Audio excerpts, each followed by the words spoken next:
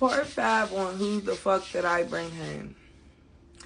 So I gets to the job or whatever.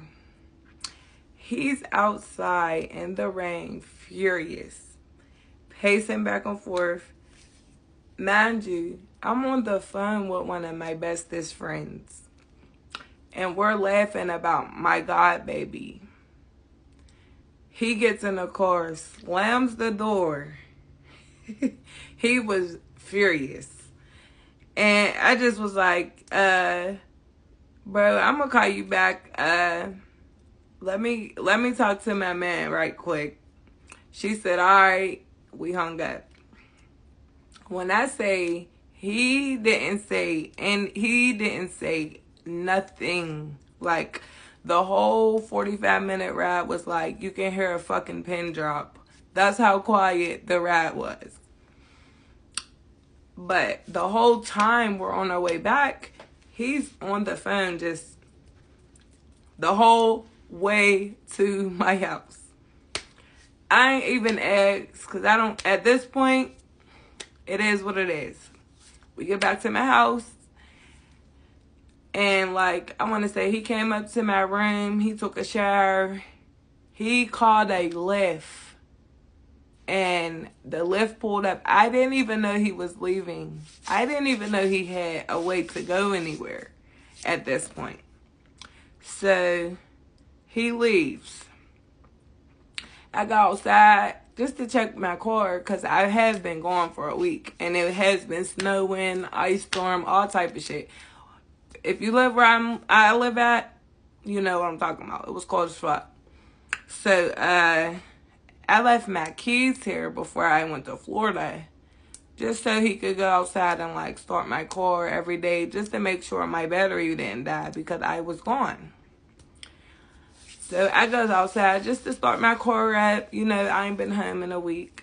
I starts my car up. No, I go outside, open up my car.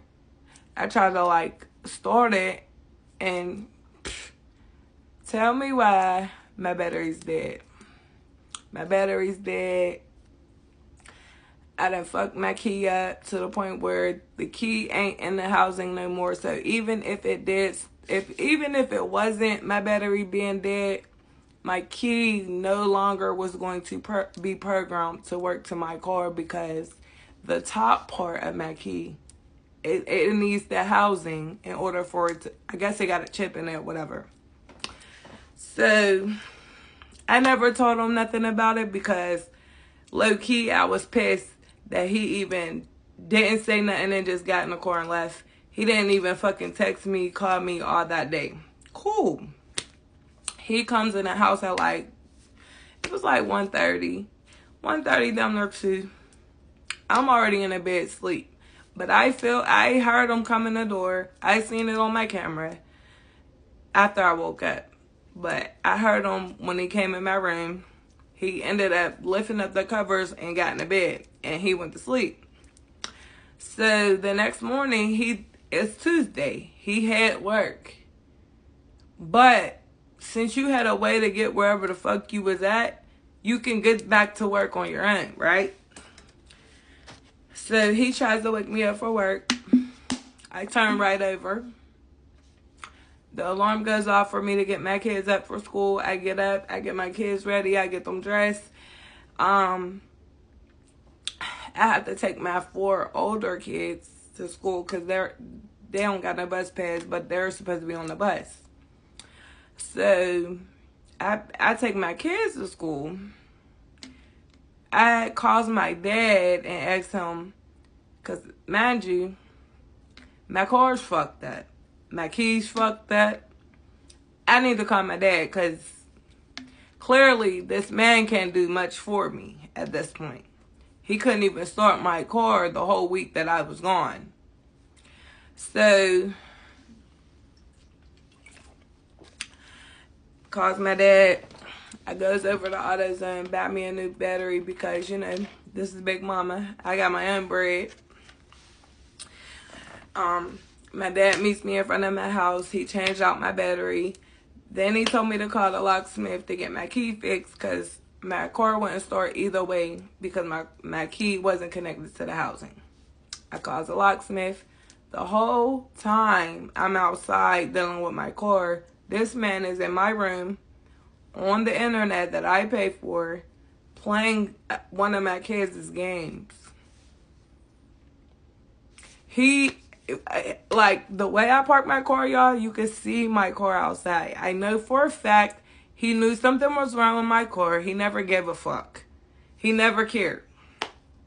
But he wanted me to get up and take him to work, though. Even though I still had the rental car, like, anyway. So, I pulls off in my car after my dad, after the locksmith man showed up. He came within 10 minutes. Came, they had my key.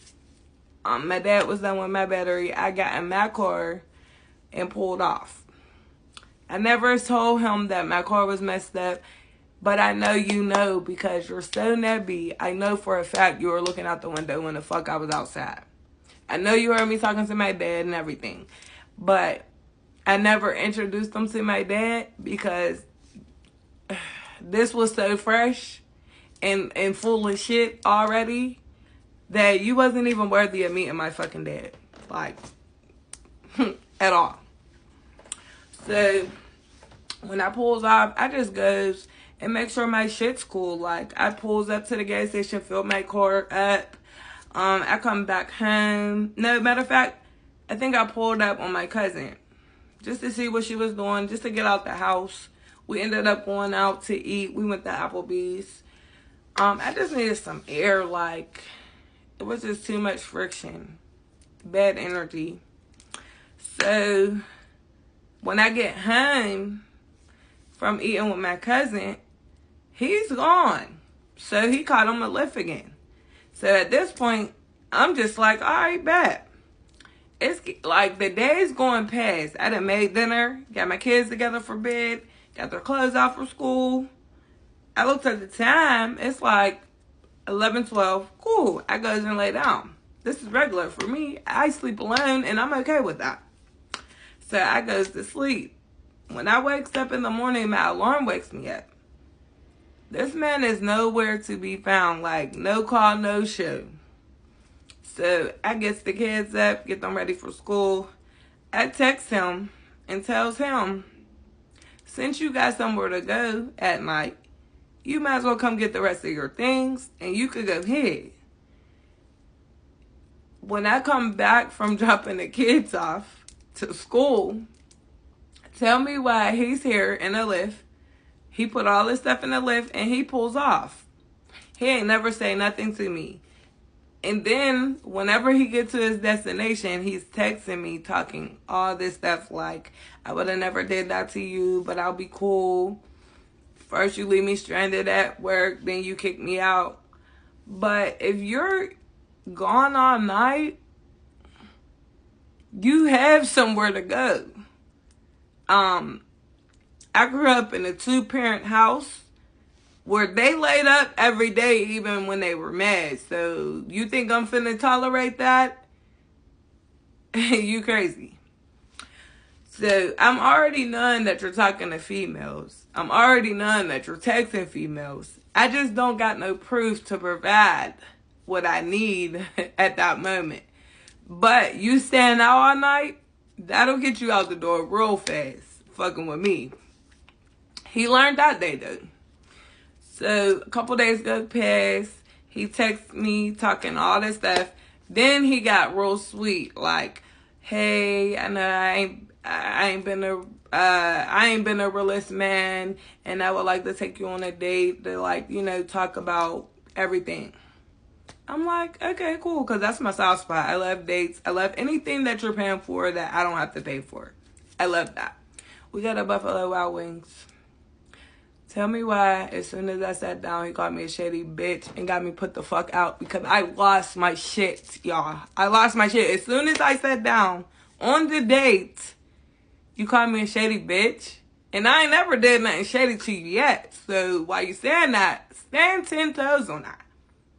All right, y'all. Come back for part 6. Come back for part 6, y'all.